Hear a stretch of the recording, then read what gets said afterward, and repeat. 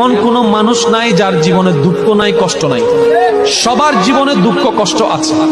গড়ির কাটায় ঠিক এই মিনিটে পৃথিবীর কোনো না কোনো জায়গায় কেউ এখন হয়তো আগুনের মধ্যে পড়ছে, কেউ হয়তো ক্যান্সারের সাথে যুদ্ধ করছে, কারো কাছে হয়তো এই মুহূর্তে ডাক্তার এসে বলছে তুমি আর মাত্র বাঁচবে 3 দিন।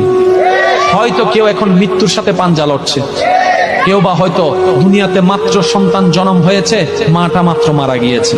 আপনি একটু ঠান্ডা মাথায় দেখেন, আপনার চতুর্পাশে জানা অজানা প্রত্যেকটা মানুষ যার মুখে হাসি আসে, সেও কোনো না কোনো দুঃখে, কোনো না কোনো কষ্টে আছে।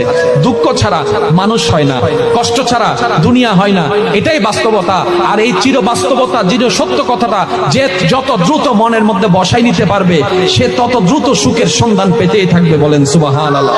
একটা কথা সর্বদা মনে রাখবেন, আপনি যদি এখন পৃথিবীর সর্বশ্রেষ্ঠ দুঃখী মানুষটার পাশে যদি আপনি বসে থাকেন, তারপর আপনার নিজেকে মনে হবে সবচেয়ে বড় দুঃখী। সেজন্য একটা কথা বলি, এটা দুনিয়া, এটা জান্নাত নয়। এখানে সুখ পাওয়া যাবে না, এখানে সুখের ছায়া পাওয়া যাবে। আসল সুখ তো জান্নাতে, আসল শান্তি তো জান্নাতে। মুমিনদের জন্য দুনিয়া হচ্ছে কারাগার।